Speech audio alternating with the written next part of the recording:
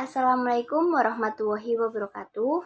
Perkenalkan, nama saya Diah Laili Medasari dengan NIM D22 2020 02 934. Saya berasal dari kelompok D2223. Di sini saya akan sedikit menjelaskan mengenai saluran pencernaan. Saluran pencernaan pada umumnya mempunyai sifat struktural tertentu yang terdiri dari 4 lapisan. Yang pertama, lapisan mukosa, yang kedua lapisan submukosa, yang ketiga lapisan otot, yang keempat lapisan serosa.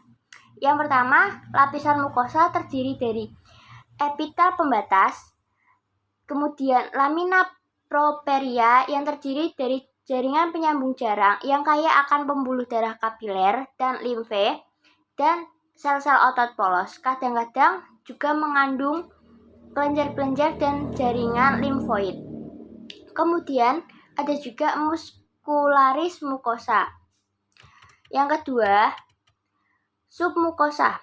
Submukosa itu terdiri atas jaringan penyambung jarang dengan banyak pembuluh darah dan limfe. Plexus saraf submukosa juga dinamakan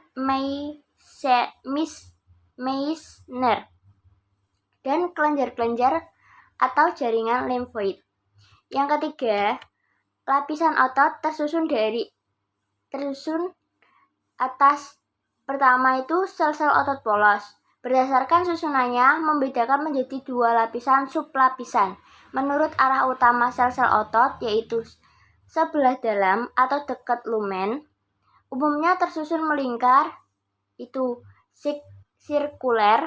Pada sublapisan luar kebanyakan memanjang, longitudinal. Yang kedua, kumpulan saraf yang disebut plexus meenteric atau Auerbach yang terletak antara sublapisan otot. Yang ketiga, pembuluh darah dan limfe. Lapisan yang keempat itu serosa. Serosa merupakan lapisan yang terdiri atas 1 jaringan penyambung jarang yang kaya akan pembuluh darah dan jaringan adiposa. Yang kedua, epitel gepeng selapis atau mesotel. Sekian.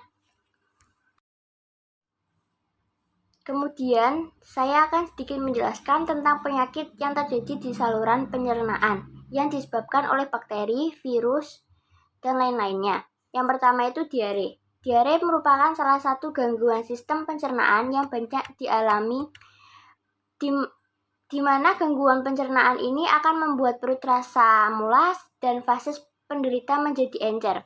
Gangguan ini terjadi karena selaput dinding usus besar si penderita mengalami iritasi. Ada beberapa hal yang menyebabkan seorang menderita diare, di mana salah satunya yaitu karena penderita mengonsumsi makanan yang tidak higienis atau mengandung kuman. Sehingga dengan begitu gerakan peristaltik usus menjadi tidak terkendali serta di dalam usus besar tidak terjadi penyerapan air. Jika fases penderita bercampur dengan nanah atau darah, maka gejala tersebut menunjukkan bahwa si penderita mengalami desentri, yang mana gangguan disebabkan karena adanya infeksi bakteri Shigella pada dinding usus besar orang yang menderitanya. Kemudian yang kedua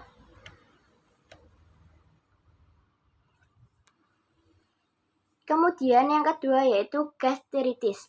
Gastritis merupakan penyakit atau gangguan di mana dinding lambung mengalami peradangan.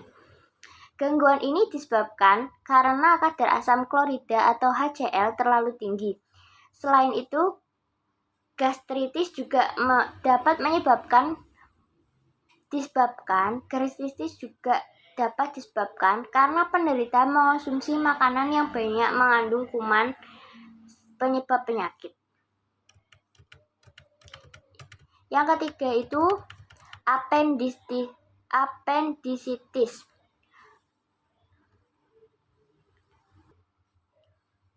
Kemudian yang ketiga yaitu apendisitis.